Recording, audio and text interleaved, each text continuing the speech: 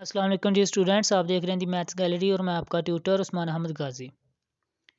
आज के इस लेक्चर में हमारे पास न्यू चैप्टर है जी, chapter number 8 named as introduction to mathematical induction and binomial theorem.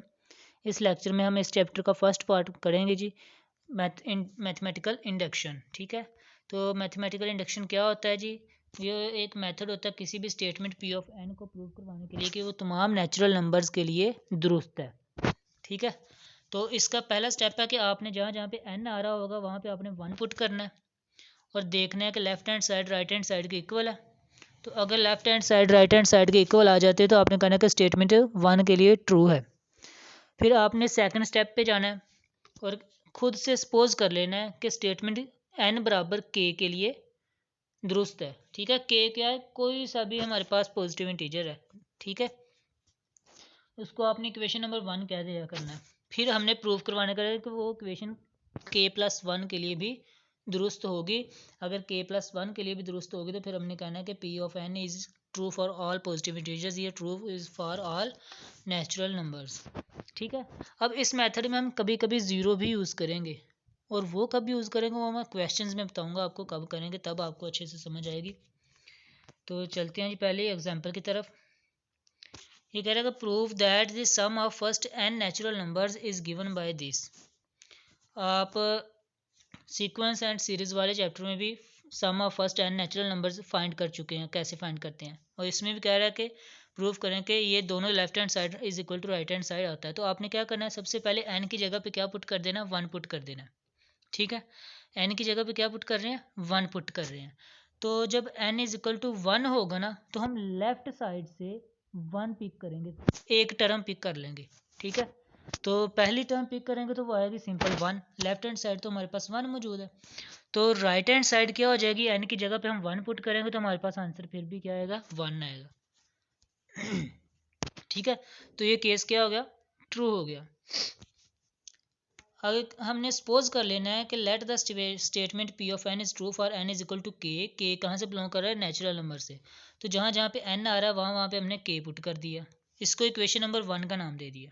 ठीक है, हर क्वेश्चन में आपने ऐसे करना है, जब भी आपने के पुट करना है तो आपने उस इक्वेशन को इक्वेशन नंबर वन कह देना है। फिर आपने उसी इक्वेशन में के की जगह पे के प्लस वन पुट कर दिया करना है। ठीक है, तो वो क्या, वो क्यों पुट करना है जी, वो हमने वो चीज़ बनानी है कि जो हमने प्रूव करनी है। ठीक है, ये चीज़ हमने प्रूव करनी है कि राइट साइड पे ये चीज़ आएगी। ओके हो गया बेटा। अब इक्वेशन नंबर वन आपके पास है और ये जो आपने के प्लस वन वाली इक्वेशन बनाई है ये भी आपके पास है। अब यहाँ से एक ट्रिक ये है कि जो आपके पास लेफ्ट हैंड साइड पे ये वाली चीज़ बन रही है ना, के प्लस वन ऐड करने के बाद ये के प्लस वन वाली जो टर्म आ रही है ना वो आपने इक्वेशन नंबर वन के दोनों साइड्स पे ऐड कर देनी है।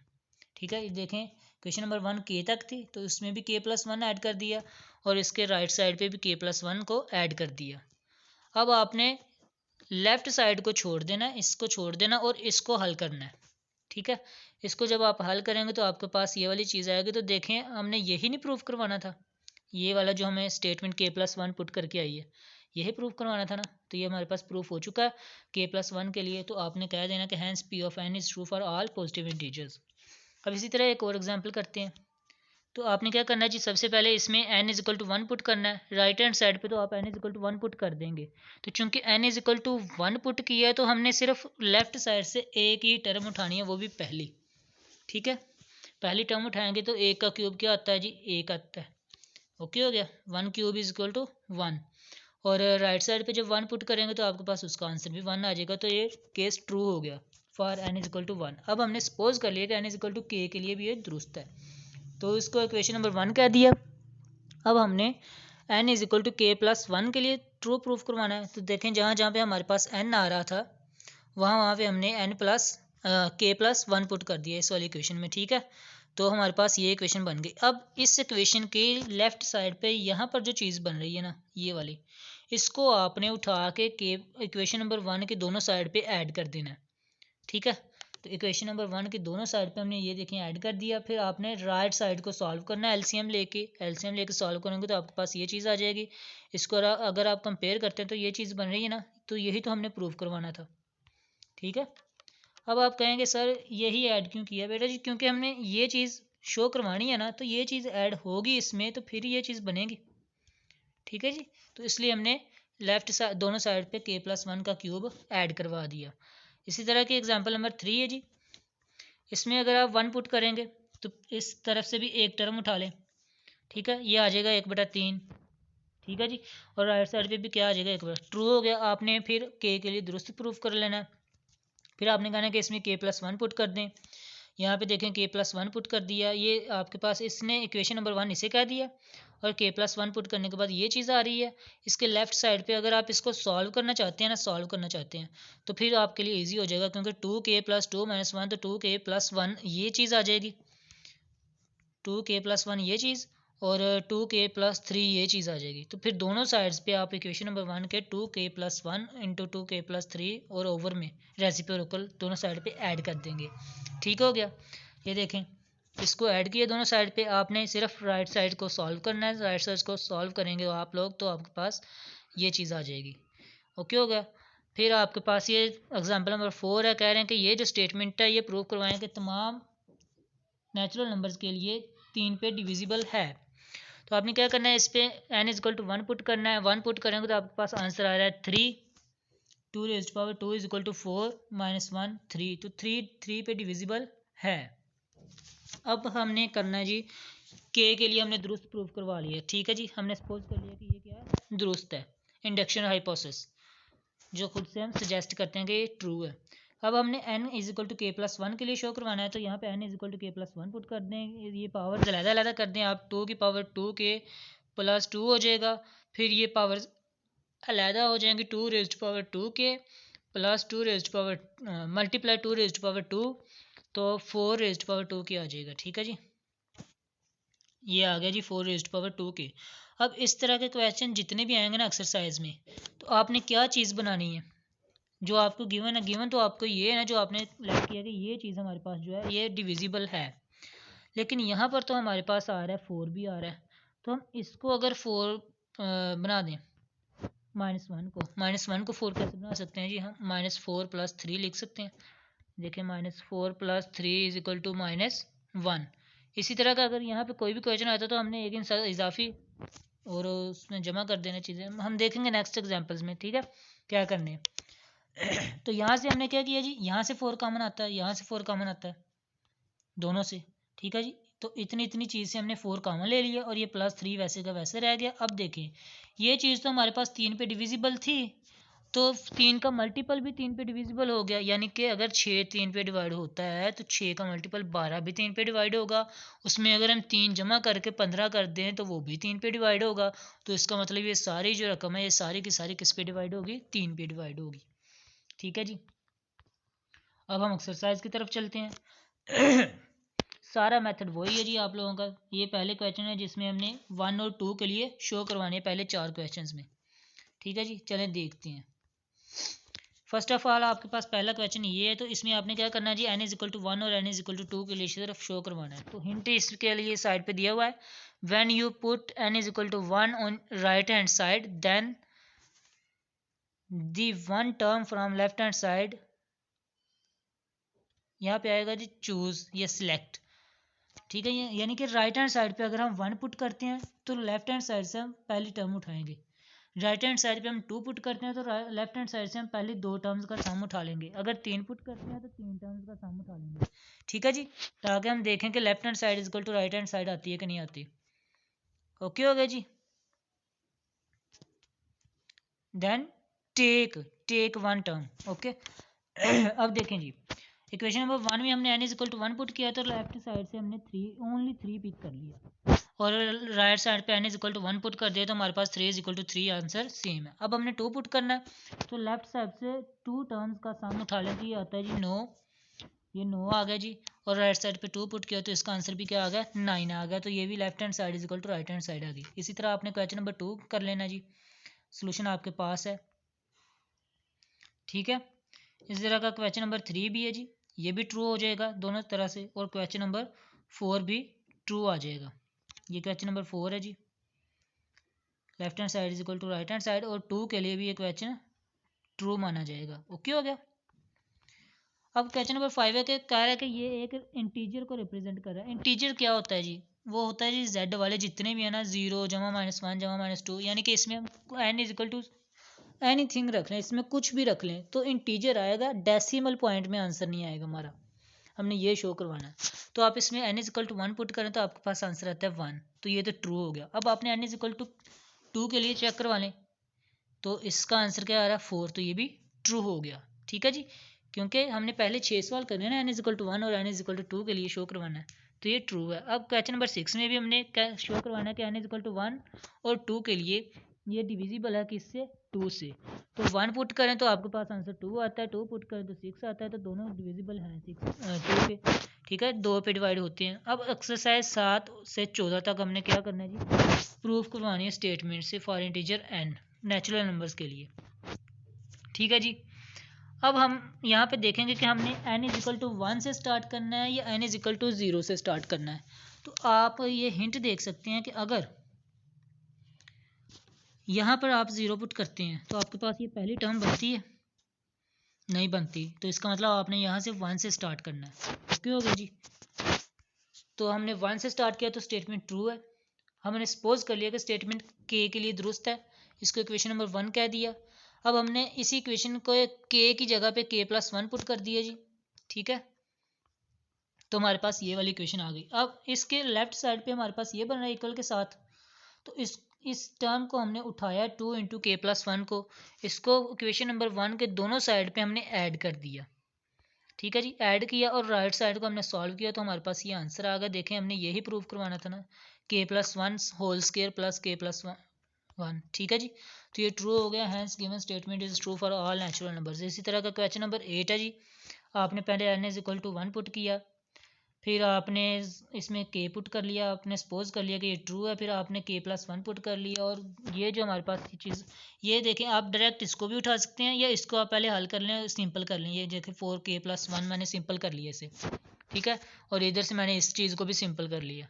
ओके, तो इस चीज़ को आप उठाएं और इक्वेशन नंबर 1 के दोनों साइड पे ऐड कर दें और राइट साइड को सॉल्व करते जाएं, आपके पास आंसर आ जाएगा। ठीक है जी, क्वेश्चन नंबर 9 है जी हमारे पास। देखें, इसमें हम 1 से नहीं स्टार्ट कर रहे, क्यों? क्योंकि यहाँ से अगर हम 1 से स्टार्ट करते तो हमारे पास आंसर गलत आएगा। ठीक है, तो यहाँ से देखें, इसमें जब हम 0 पुट करते हैं, ठीक है जी, तो 2 रेज़्ड पावर 1 बनता है, -1 2 -1 इज इक्वल टू 1, ये पहली टर्म बन रही है। तो हम यहाँ से n इज इक्वल टू 0 से स्टार्ट करेंगे। अगर हम यहाँ पे 1 स्टार्ट करते हैं 1, तो 2 की पावर 2 4 3 आएगा, तो ये सीक्वेंस नहीं बनेगा। ठीक है जी, सीक्वेंस भी तो बनाना है ना। तो हमने 0 पुट किया, तो 0 के लिए statement left hand side is equal to right hand side आ रही है। फिर हमने लेट कर लिया कि के लिए दुरुस्त है, के लिए दुरुस्त है, तो इसको इक्वेशन नंबर 1 कह दिया। अब हमने n की जगह पे k+1 पुट कर दिया, k+1 पुट किया तो इसकी लेफ्ट साइड उठा ली, इक्वेशन नंबर 1 के दोनों साइड पे ऐड कर दी, तो हमारे पास आंसर आ जाएगा। ओके हो गया। इसी तरह का क्वेश्चन नंबर 10 भी है जी, ये आपके सामने इसका सोल्यूशन पड़ा हुआ है। आप लोग इनकी प्रैक्टिस करें, आपको इंशाल्लाह समझ आ जाएगी, और इस तरह के आप कई क्वेश्चंस खुद से भी सॉल्व कर सकते हैं।